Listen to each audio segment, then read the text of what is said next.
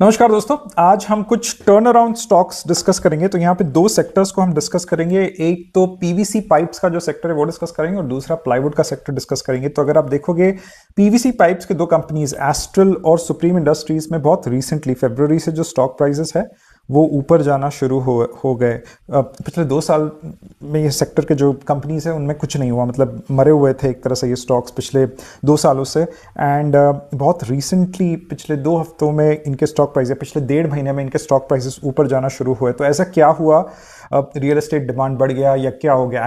Agree का तो basically अगर आप पाइप्स देखो तो यहाँ पे 85% ऑफ द पाइप्स जो पीवीसी पाइप्स है, प्लास्टिक पाइप्स है, वो दो सेक्टर्स के डिमांड को मीट करते हैं। एक तो रियल एस्टेट डिमांड जो प्लम्बिंग वगैरह होता है उसके लिए मीट करते हैं, और दूसरा जो है एग्री डिमांड, तो जो भी इरिगेशन रिलेटेड चीज़ें होती हैं उनके लिए आपको पाइप्स की ज़रूरत होती है। 85% जो है दो ये यूज़ केसेस है इन पाइप्स के, और ये पाइप्स जो है वो स्टील पाइप्स को पूरी अच्छी तरीके से रिप्लेस कर चुके। तो मतलब एक तरह से बहुत स्ट्रॉन्ग इन्होंने अपना मार्केट शेयर बढ़ाया। तो करीबन 60,000 करोड़ का पूरा मार्केट है पीवीसी पाइप्स का, जो करीबन 12 to 14% से ईयर ऑन ईयर बढ़ रहा है। तो काफ़ी स्ट्रॉन्ग सेक्टर है। 70% ऑर्गेनाइज्ड मार्केट है, 30% अनऑर्गेनाइज्ड मार्केट है, काफ़ी कॉन्सेंट्रेटेड मार्केट है। टॉप 5 प्लेयर्स करीबन 30% मार्केट शेयर ले रहे हैं। तो पिछले 2 साल से ये सेक्टर मरा पड़ा था, पर पिछले 1.5 महीने में इनके स्टॉक प्राइसेस ऊपर जाना शुरू हुए। तो ऐसा हुआ क्या? तो क्या होता है, जो पीवीसी पाइप्स है उसमें जो 70% जो रॉ मटेरियल है या फिर 70% जो कॉस्ट स्ट्रक्चर है, जो रॉ मटेरियल है वो रेजिन लगता है, which is a crude derivative.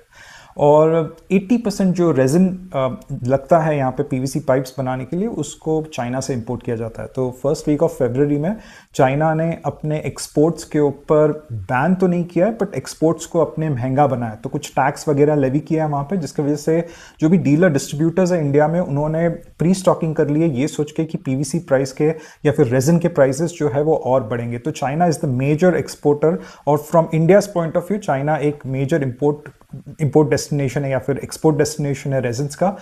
यहाँ पे अदानी और रिलायंस ने भी कैपेसिटीज़ डाले। तो एक तरह से ये पिछले 2 साल में एक तरह से शुरू हुआ है जहाँ पे कैपेसिटीज़ डालना शुरू किए रेजिन्स के, एंड 2028 तक वो कैपेसिटीज़ फायर करेंगे। बट तब तक इंडिया चाइना के ऊपर डिपेंडेंट है रेजिन्स के लिए। तो जो भी डीलर्स डिस्ट्रीब्यूटर्स है, तो अगर आप यहाँ पे प्राइजेस देखोगे, ये प्राइजेस एकदम नीचे जा रहे थे, and in the last 1.5 month the prices of raw materials they just started going up.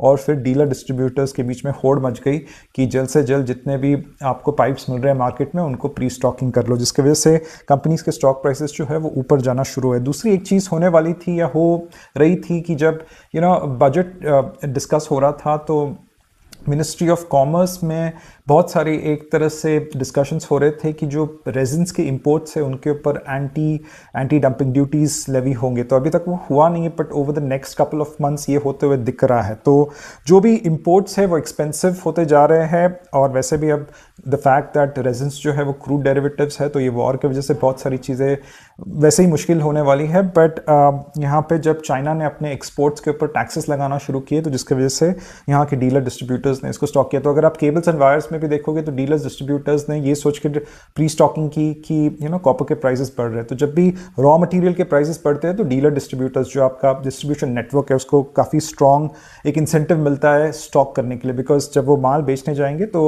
Obviously expensive माल बेचेंगे वो लोग। तो एस्ट्रल और सुप्रीम में ये दो चीज़ें काफ़ी एविडेंट दिखी उनके स्टॉक प्राइसेस में। थोड़ा कंपनी के बारे में डिस्कस कर लेते हैं। तो एस्ट्रल जो है वो प्लम्बिंग रिलेटेड पाइप्स बनाता है, और सुप्रीम जो है वो एग्री रिलेटेड पाइप्स बनाता है। और जो वॉल्यूम ग्रोथ दिख रही है वो दो गवर्नमेंट्स के स्कीम से दिख रही है। एक तो जल जीवन मिशन में काफ़ी अच्छा कैपिटल एलोकेशन किया गया बजट में, और इस बार का कैपिटल वो लोग यूज़ करेंगे ये भी कहा है। दूसरा जो पीएम आवास योजना जो है, जो अफोर्डेबल हाउसिंग में एक तरह से जो भी बिल्डिंग होने वाला है, उसमें प्लम्बिंग में आपका एस्ट्रल जो है वहाँ पे काफ़ी अच्छा एक तरह से ग्रोथ दिख सकता है, वॉल्यूम ग्रोथ। तो price is something which is going to matter as well. Price is something where a lot of action has happened because the prices of raw materials have gone up, and volume is where a lot of action could happen because of these two schemes. तो यहाँ पे अगर previous sales profit data देखोगे तो कुछ ऐसा देखने जैसा है नहीं। एक तरह से operating profit margin भी contract ही हुए, तो कुछ ऐसा कुछ है नहीं, except for the fact कि एस्ट्रल का PE बहुत expensive है, but अगर आप सुप्रीम का देखोगे तो थोड़ा PE कम expensive है, और यहाँ पे भी कुछ ऐसा growth हुआ नहीं। But this is a new development that happened in the last 1.5 month, and and जिस तरह चीज़ें चल रही है पीवीसी के प्राइसेस जो है या फिर रेजन के प्राइसेस जो है वो बढ़ते ही जाएंगे as we go ahead, right. So this was the first sector.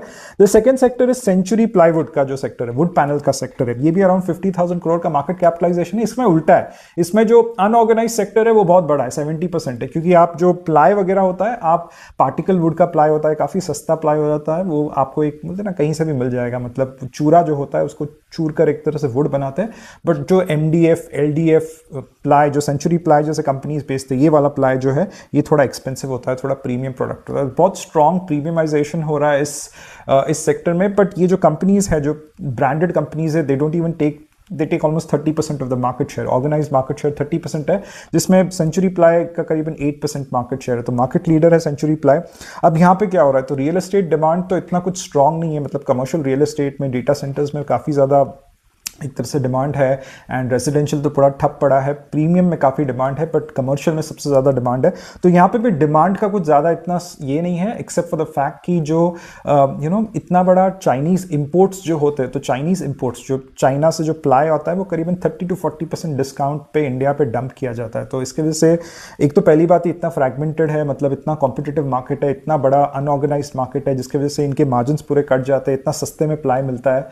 और ऊपर से चाइना जो है वो 30-40% जो है डंप करके जाता है, या फिर 30-40% डिस्काउंट पे डंप करके जाता है। तो गवर्नमेंट ने यहाँ पे एक स्ट्रिक्ट एक्शन लिया है। तो गवर्नमेंट का जो BIS या फिर क्वालिटी इंस्पेक्शन कम्युनिटी है, उसने कहा है कि जो भी डंप किया जाएगा या फिर जो भी डीलर डिस्ट्रीब्यूटर के पास प्लाई स्टैक्ड होता है, उनका सर्टिफिकेशन, एक क्वालिटी सर्टिफिकेशन मिलना उनको बहुत जरूरी है। अगर वो क्वालिटी सर्टिफिकेशन नहीं रहेगा डीलर डिस्ट्रीब्यूटर के पास, तो उनको पेनल्टी लगेगी। तो एक तरह से यहाँ पे जो भी रीसेंट ग्रोथ दिखा है सेंचुरी प्लाई में, या फिर दूसरी जो कंपनी स्टाइलैम हम डिस्कस कर रहे हैं, whatever growth that you see very recently in the last 1.5 quarter, इसका स्टॉक प्राइस इतना नहीं बढ़ा है, बट सेल्स ग्रोथ काफी अच्छा हुआ है, 17-18% का सेल्स ग्रोथ हुआ है सेंचुरी प्लाई का। It is because of the fact कि गवर्नमेंट ने it's more of a import. Both these companies, both these sectors are more tilting towards import substitution. तो मतलब बाहर का जो सस्ता इंपोर्ट आ रहा है उसको एक तरह से रुकाया गया है।